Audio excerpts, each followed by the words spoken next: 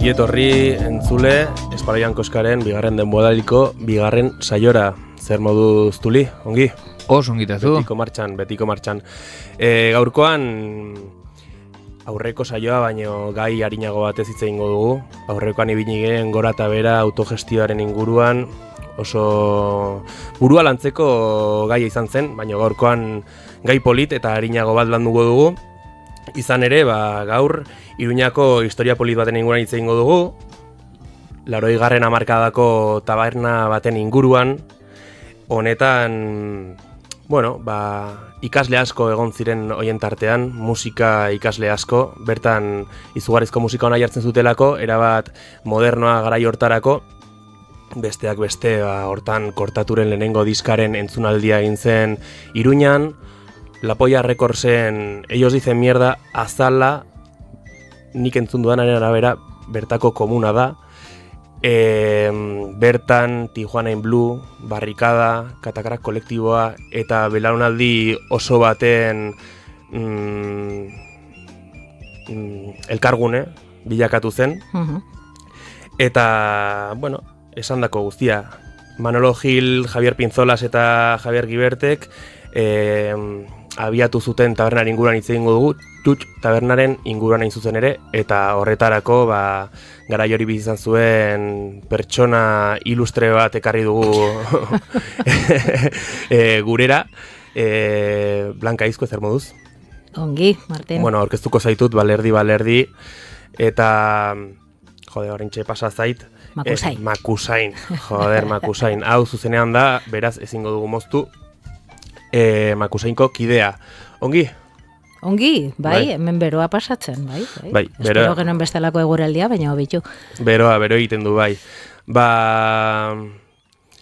Zu bertan ezi zinela jakin nuenetik, esan nuen, guazen saio hau egitera albezain laster, gogoak kendu baino lehen, beraz, hasiko gara honekin. Tut taberna Kurian kokatzen zen taberna bada, oraindik rotuloa bertan mantentzen dena, oso rotulo... ez dute kendu, bai? Ez dute kendu, nik uste dut ja bihurtu delako Iruñako ondare. Pues igual Príncipe de Vianaki izanen du katalogatua, Batek daki. Batek daki. Nik katalogatuko nuke. Nik ere, oso rotulo gutxi ikusten dira inpolita gaur egun. Eta lehenengo galdera da, ez dakit Kuria kaletik edo konpainia kaletik asko pasatzen zaren, ez dakit zeharkatzen duzun hizkuntza eskola, Keops, taberna, eta hortik zuzen, justo Tut tabernara, ez dakit noizbait pasazaren azken boladan, baina galdetu nahi nizun, zer pasatzen zizun burutik, rotulo hori ikusten duzun bakoitzean edo pasatzen zarenean bertatik. Bai, lehenik eta behin igual esatea, ez dakit soberan den hau esatea edo ez, baina nik uste dut beharrezkoa dela esatea. Nien naizela inondik inora garai hoietako pertsonarik esanguratsuena, famatuena, prozeso osoa esagotu zuen hasieratik bukaeraraino ez ni, izan nintzen beste bat. Listo. Gero zirkustantziak dire, zuta biok, badugula nolaideko harremana, zuk idatzi zenuen artikulu hori egunkarian eta zoriondu nizun, eta hori, gehiago kontatzeko gogoekin geritu nintzela. Tut, barkatuko didazue, baina Tut idazten den arren, Kristo guztiok ez daten genuen Tut. Tut, ez da? El Tut. Ja, gainera, ez daude galderen artean, baino galdetu nizun baitere, bateraino euskaltzalea edo euskalduna zen Tut taberna, denek el Tut deitzen zutenez, imaginatu dezaket, ez dagoela ere euskaldun edo euskara dakien jende asko tartean, baina gian okertzen ez dakit. Bai, garai horietan euskaldun gutxi ziren eta esanen dizut ziren, zeni ordurako oraindik ez nintzen euskaldundua. Ni orduan, erdaldun peto-petoan nintzen, eta ni bezalaxe, gehienok, zaletasun hori eta euskara zepolita eta egonen baten apuntatuko dute emanen dute izena Arturo Kanpionen edo behar den tokien, hori esaten genonok baginen asko, baina benetan euskaldunak, baten bate hori ikastolatik etorria zen, baina ez, zaletasuna handia, baina ikusi behar zenuten nola besten genituen ertzainagen eta Saramaren kantuak, en fin. Imaginatu dezaket, bai. Nik ingeles ez abesten du bezala, Tremenda goztiak ematen genizkion euskarari gara joietan. Bueno, begira, ez dakit, ez nago sozior, baina esan unoke baietz, edo Lancelot, Goiko taberna zena, edo tut gari baten zen El Quinto Pino. Tut, konfirmatuko dizut, bai. Osongi.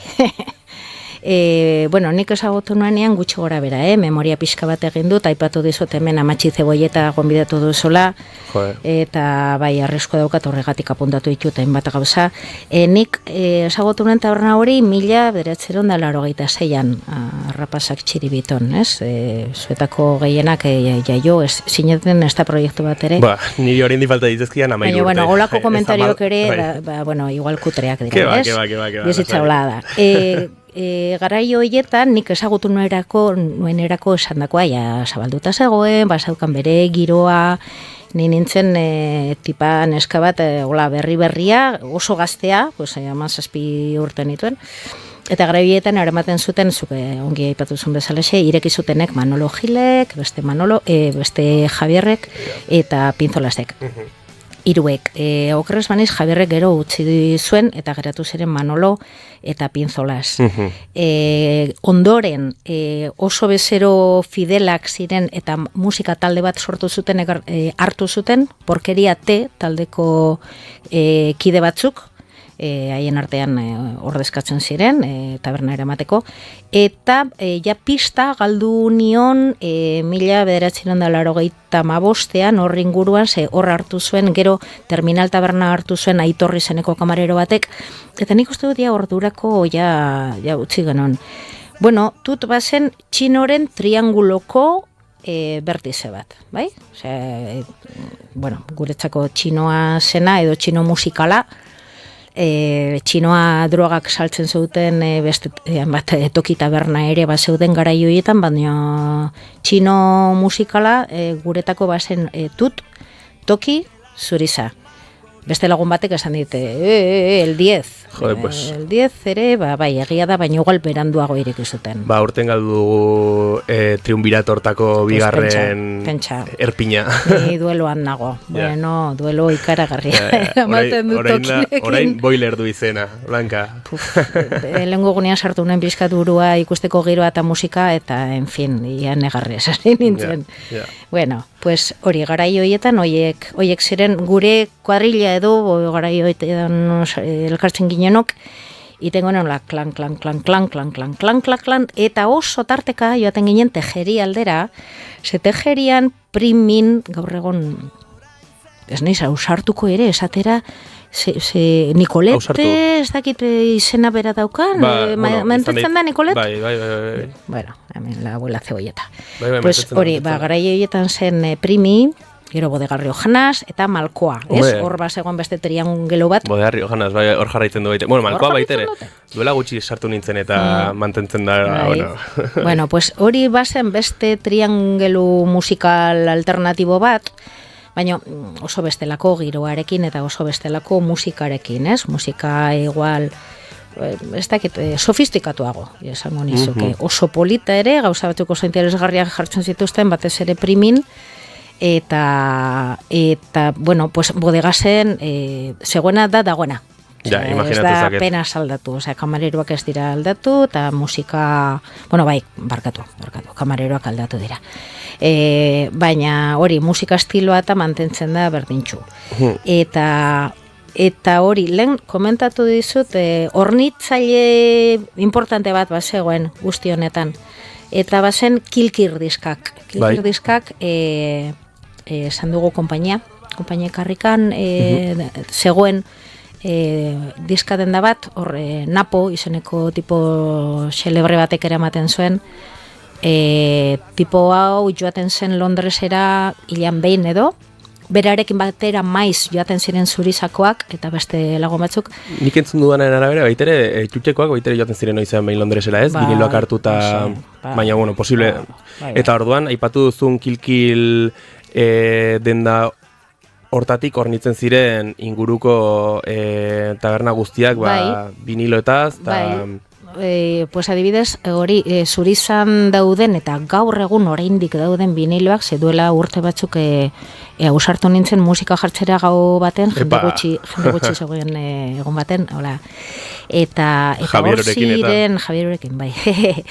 Eta hor ziren vinilo guztiak, por cierto, osongi alfabetikoki ordenatuta, eta aski ongi tratatua viniloa. Azalea ezinezkoa da, kartona da, eta hori denborarekin, baina viniloa bera, bai. Bueno, hori batetik, hori musikaldetik, baina tuten gauzarik netako politena eta gehien gogoratzen dudena da telebistena. Horren inguruan galdetu nahi nizun baitere, musikaz aparte, bertan bazegolako, pues, okerezpanago, bederatzi telebista bata besteren gainean, edo irunaka, ez? Eta bertan emititzen ziren, jabe grabatutako entsaioak, bideoklipak eta maniak. Bai. Garaiko testuingurua, ez? Nola zen txutxen sartuta radiografia bat egiten albadidazu orain, nola izan golizateke? Bueno, sarrera txiki bat zeukan, igual ate bikoitza zeukan oraindik ere, segolako sarreratxo bat zegoen eta bigarren atea zabalduz gero, baziren eskailera batzuk, pasarela eskailera formarekin, hor, palmitoa ere luzitzen zen, ez, garai hoietan, gandor zoragarri batzuk ikusten ziren, garai hoietan, eta orduan, baranda bat eskuinaldean, eta eskaileren hori aldapa horretan ja baziren eskegita, hainbat pantalla bederatzi direla, sinestuko dizut, ez dakit inoiz zenbatu nituen, baino nik argi ez, osea, zubiakin guztu be. Ja, ez dut gogoratzen, baino bat baino gehiago bazirela, bai. Ez ziren pantalla handiak, osea, gaur egone hori, etxean eta izaten ditugun nolako pantalla handikoteak etzeuden gara joietan, orduan telebisore txikiak esaten ziren. Orduan, esan dako, eskailerak sartzeko, eskuina esker pantailak, barra bukaeran zen ele bat eginez, eskerretik hasita, eskerreta parean demagun, eskuinean komunak, eta gero bazen barra bat, barra burni bat, taberna osoan zehar, eta hor kokatzen genituen txupak eta ipurdiak, hor sartzeko aulki oso gutxi zeuden, terrazarik ez, argita garbi? Eske nanoa zen tut. Osea, ez dakitze aforo izango zuten, osea, zenbatuz gero, baina, bueno, osea, bikoiztu, hirukoiztu, eta egiten genuen aforoa larun batetan eta ostiraletan. Eta barruan kea? Barruan kea, izerdia, bero, ikaragarria, beti, eta giro, itzela. Horre, kuadrilaka edo, hemen Iruñan hola da, gure sozializatzeko modua, kuadrilaka, baina bazen kuadrilen artean oso giro ona, eta jendea eman komunean, edo jendea inongo kuadrilarekin definitzen ezena, hori zen punki esatea, sobera ez definitzea, hori maitatzen nuen nik asko, gara joietakok. Eta, gure kuadrila esanen dut, kakotxen artean, batzuk jarritzen dute kuadrilla izaten, oso jende jatorra. Oso graziosoa da, memoria egiten konturatu naiz gehienak inena jesuitak. Ni txanteriako jesuintinetatik etorrita, beste asko jesuitak ziren, baina, pentsaz ez, klaseko ardibeltzak. Jende inteligentea, baina oso gamberroa.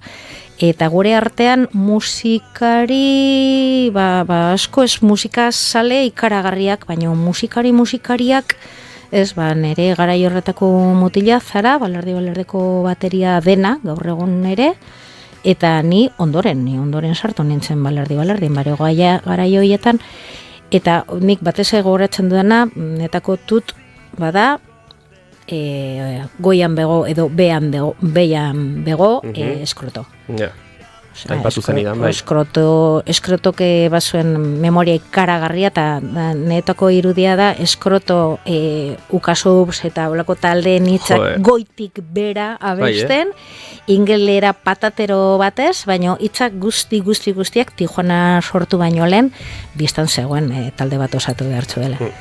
Guazen garaiko abestitxo bat entzutera, ez da ukasubs, baina bai Blitz, New Age, 1983koa. Goazen entzutera tuli.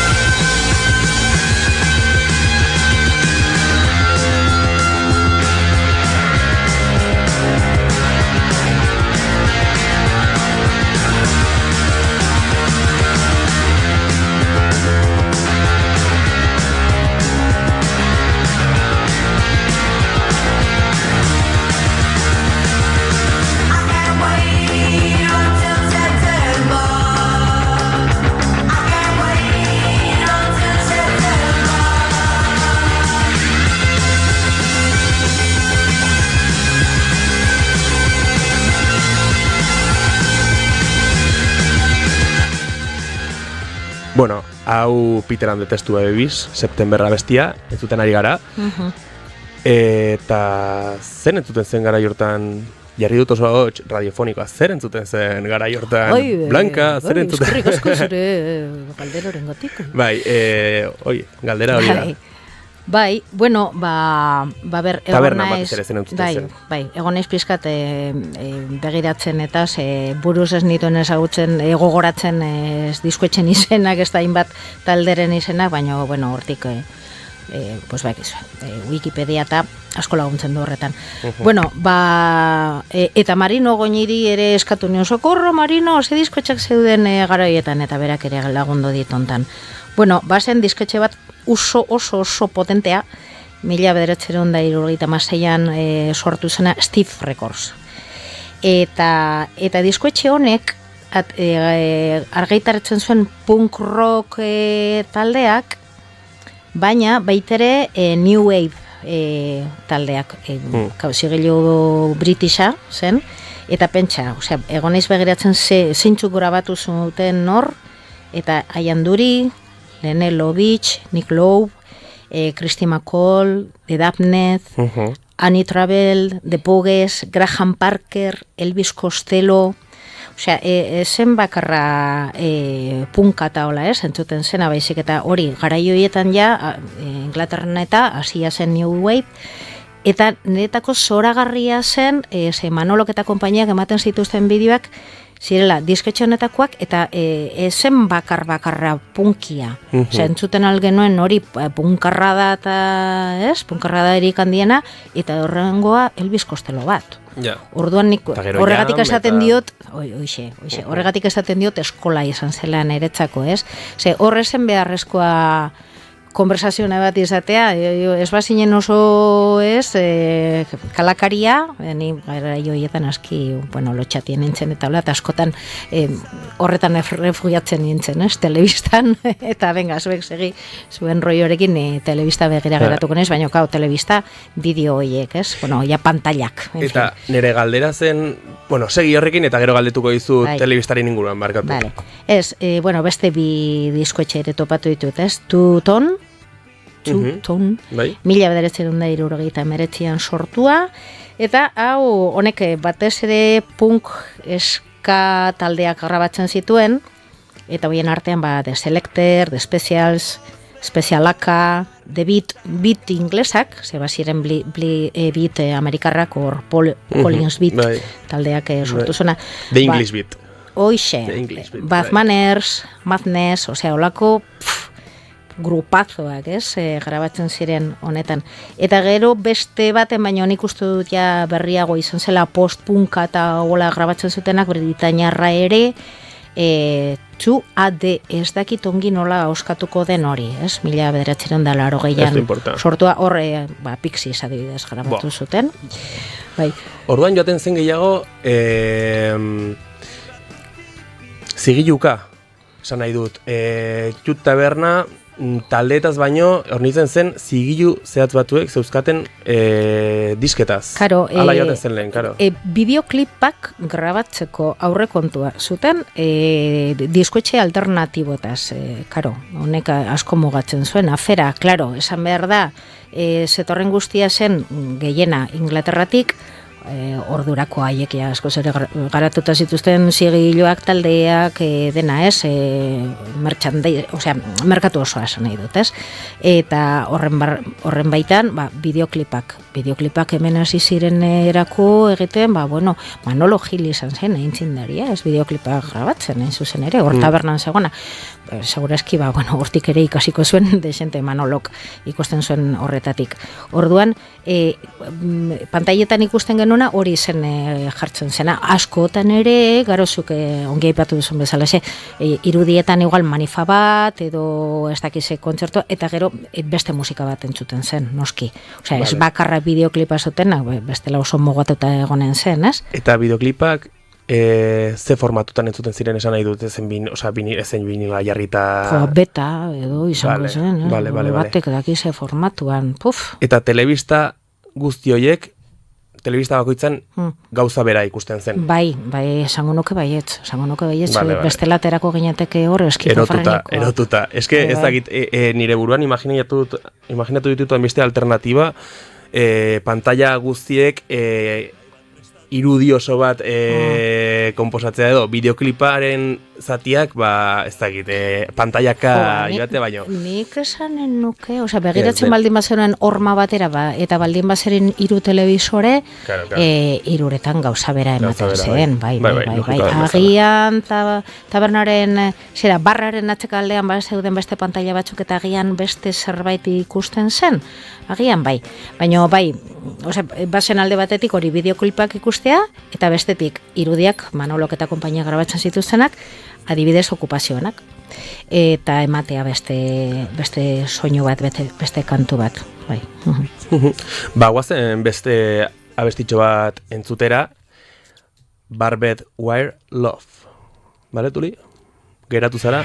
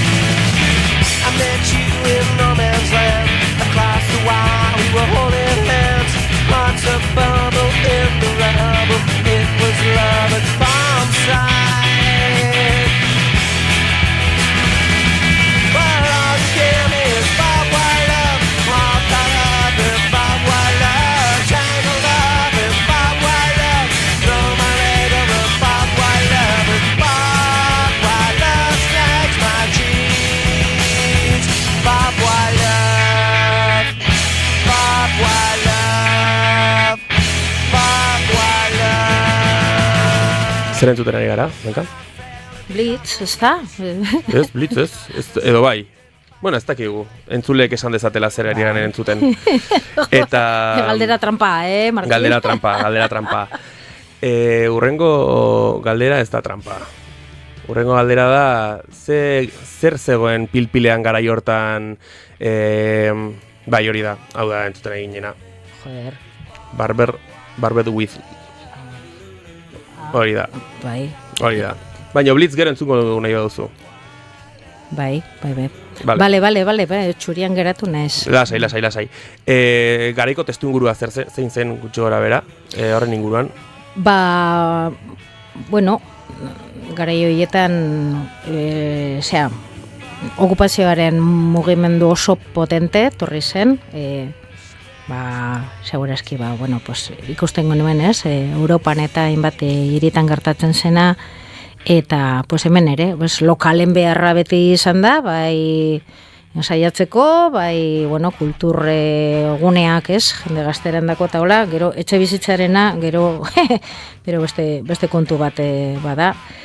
Eta, bueno, pues, mugimendu potente bat sortu zen orduan Iruña Forkatakrak izenekoa, horre kaset bat grabatu zen okerrez banaiz, eta okerrez banaiz oiukak grabatu zuen, Marinok eta konpainak.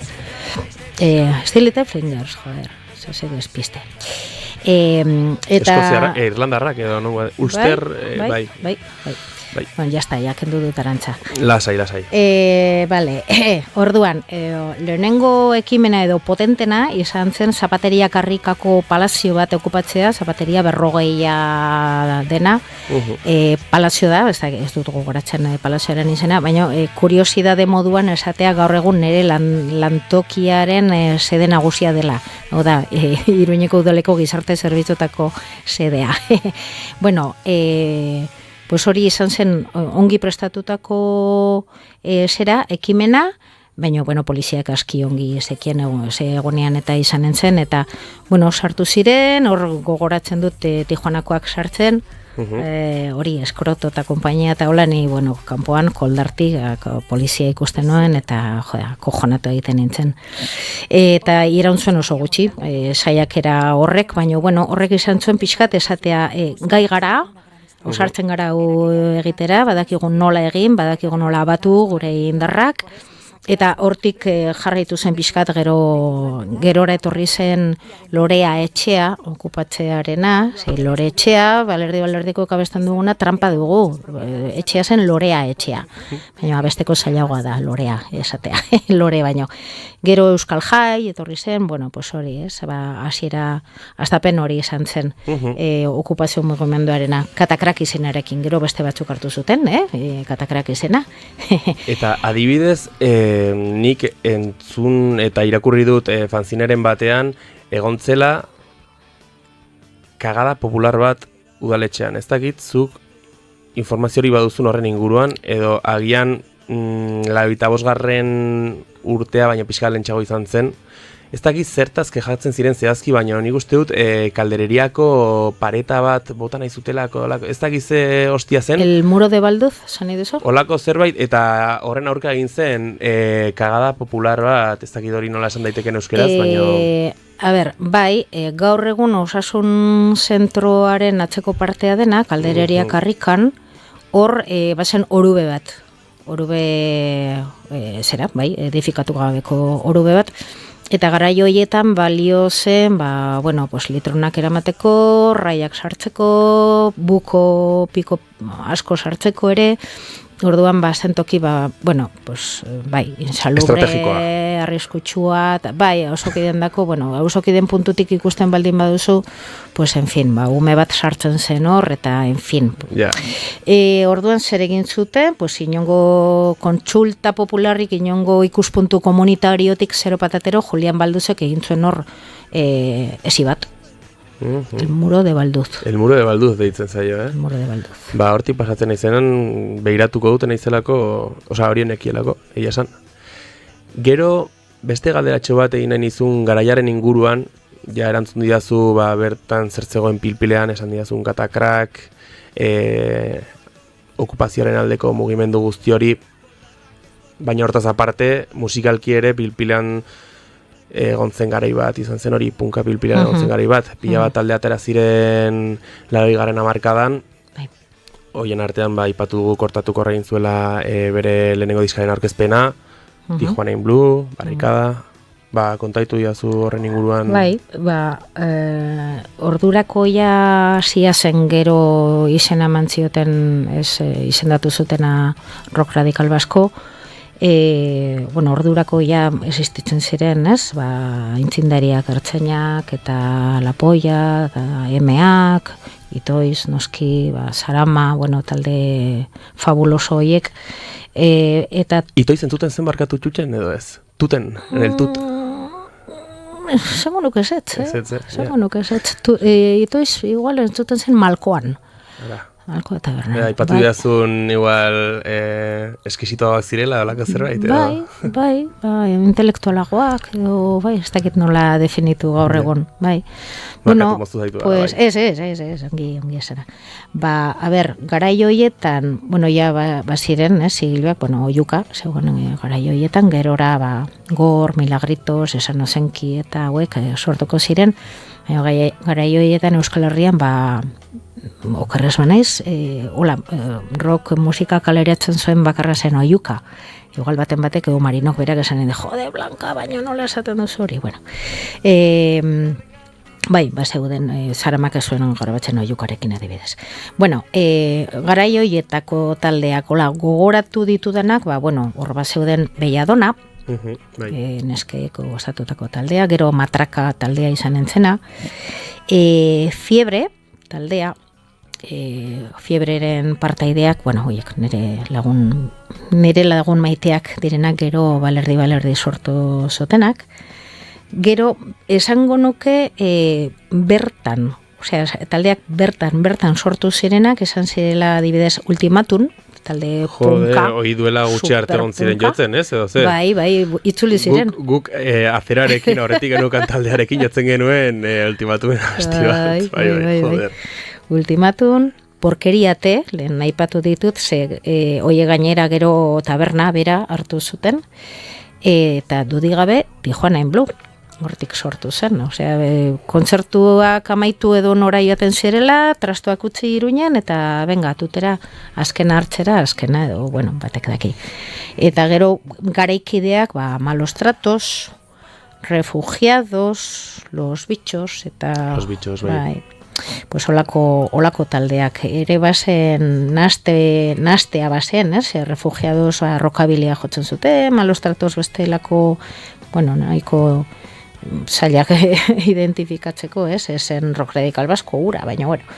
Eta, bueno, pues hainbat talde, eta horietatik asko nik uste dut Sorrera bertan izan zutela, osea, hango musikantzun, eta esatea, eta gu zergatik ez hori zen leloa, punk garaietan, osea, zuk ere egin dezakezu, ez duzu zertan gitarrista izan behar, abeslari baterista izan behar, venga, hartu trasteak eta segi.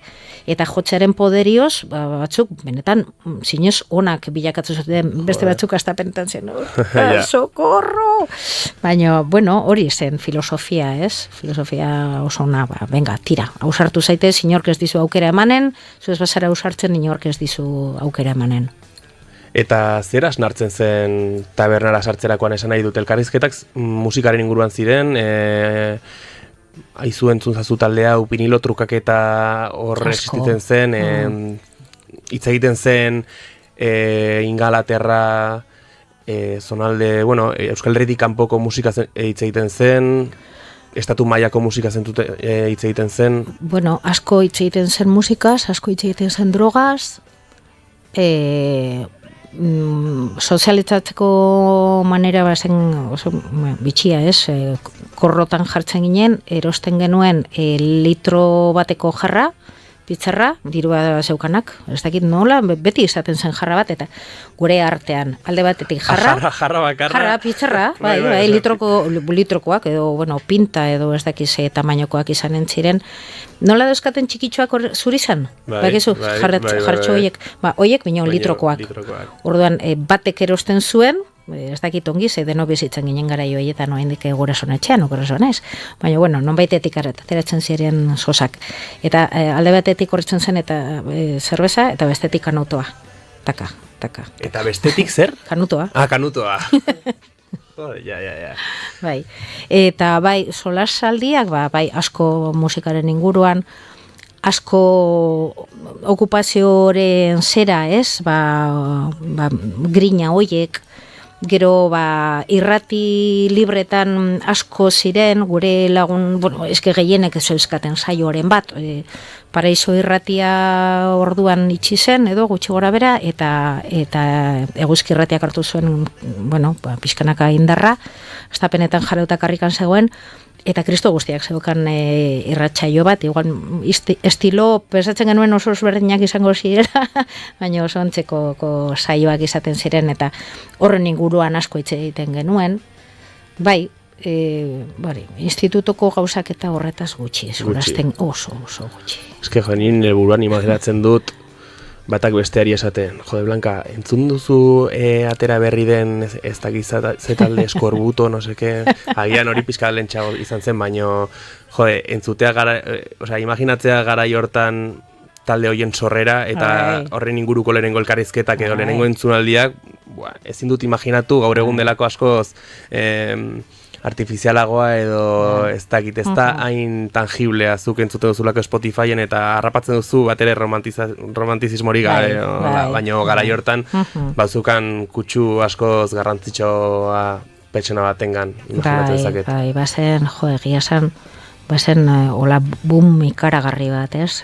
Taldeek hori estilo, bueno, gehienak garaietan estilo horretakoak, ez? Punk, ska ezagutu genuen ere garaietan, flipatu egiten nuen eskarekin karagarri gustatzen zitzaidan. Punka baino gehiago, ni beti izan ez poperoago. Orduan, horretaz. Eta bai, oso politaz, eta igandetan joaten ginen Lakuntzara, Ilargi izeneko diskoteka batera, igandetan programatzen zuten, eta, talde akojonanteak ikusten genituen, ez? Igandeak horre ematen genuen. Errepidean, bera, norbaitek eramaten zuen kotxea, gero buelta, en fin, ala moduz egiten genuen, ez existitzen autobidea, noski. La abuela cebolleta. Keba, segurako gai interesgarriak ateratzen ari da. Eta honekin bukatzeko guazen Tuli abestitxo bat entzutera, oraingoan bai Blitz, New Age abestia, prest duzu? Guazen horrekin ba.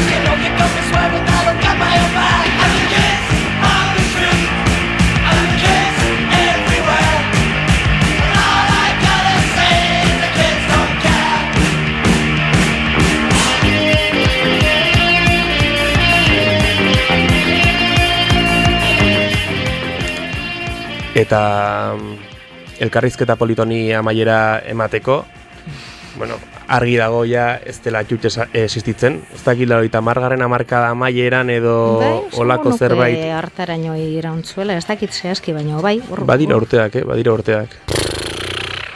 Bene. Bai.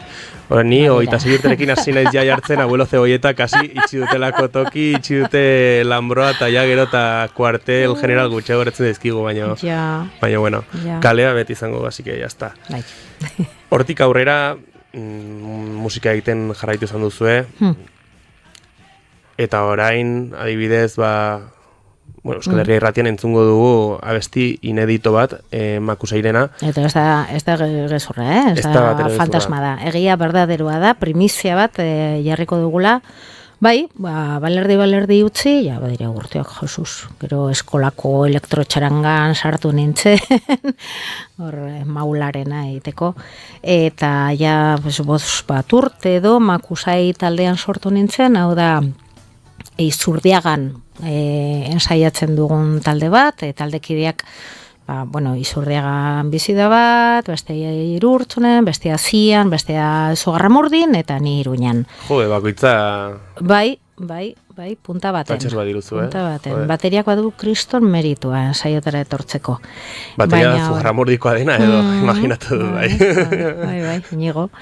Bai, eta, bueno, pues, hori, grabatu genuen disko bat, nik esaten nuen maketa, Blanca, zergatik esaten duzu maketa disko, esan disko grabatu dugula. Bueno, pues bat grabatu genuen dola 3 urte, 2 urte, 23an, eta orain berriki grabatu dugu beste 7 bat kantu estudio berdinean, Iñaki Larraiozekin, Larraintzarren, hor dauka estudiotxo bat, oso txukuna, eta hori grabatu ditugu 7 kantuak, baina hori zero presiorik ez daukagunez, hori batzutan kaltegarria da.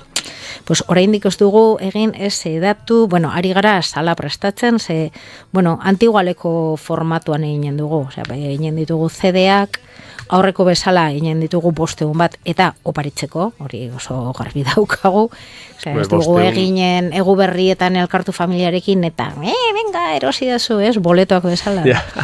Hori egin izan dugu, eta, baina badira 500, 500 CD badira gero banatzeko. Izan badira 500 lagun, Oparitzea erresa da, promo pixka bat egin eta gero oparitzea erresa da, horreko 500ak joan ziren.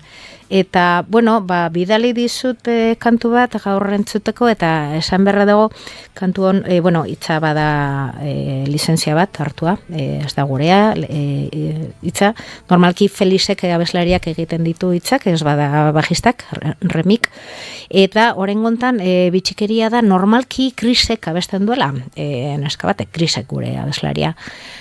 Joterika estaten du jotera zelako txikitan, Amorratua. Txikitan bazen, bai. Buelta duda jota, por cierto. Buelta duda, bai, buelta duda. Ez botoi.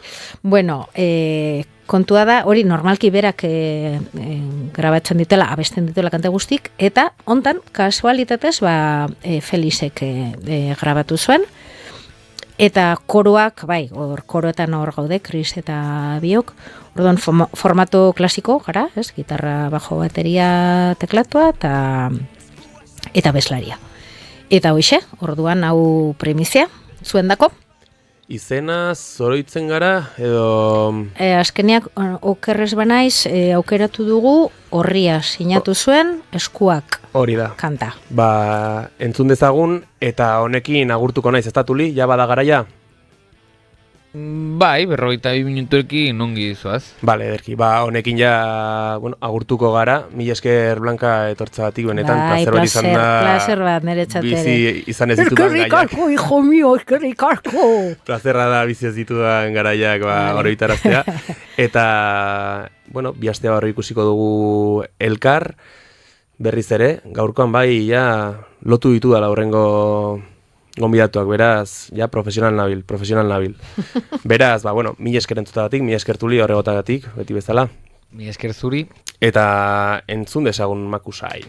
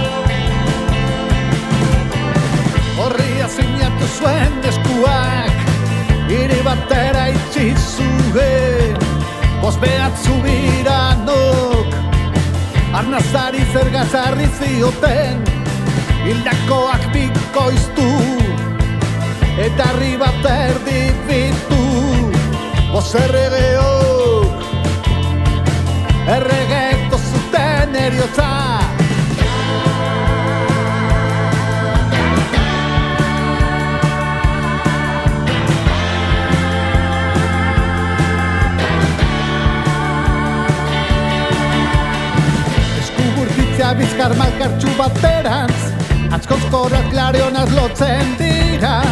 Antzara baten luma bukatu daizketan, bukatu zuen hilketan.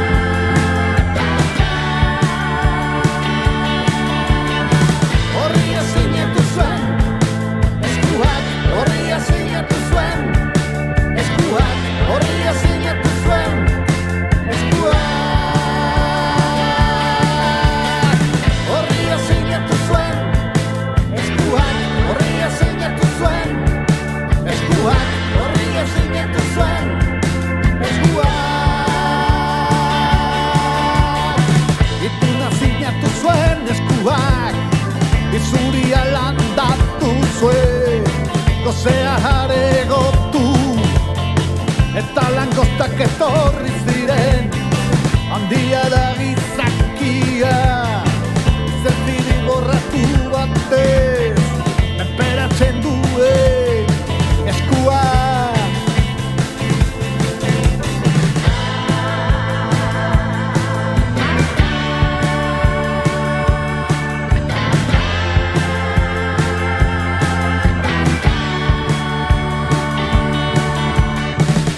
Bost erregek hildakoak zenbatu bai, baina ez dute orbanik samurtzen, ez bekokirik igurtzen.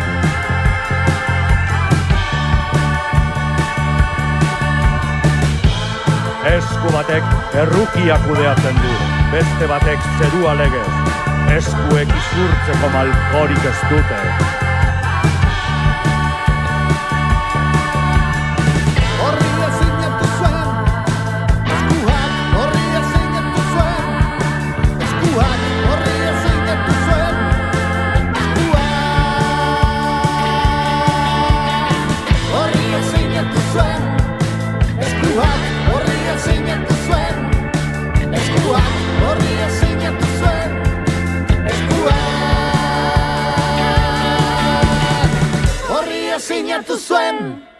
Eskuak horria sinatu zuen, eskuak horria sinatu zuen, eskuak.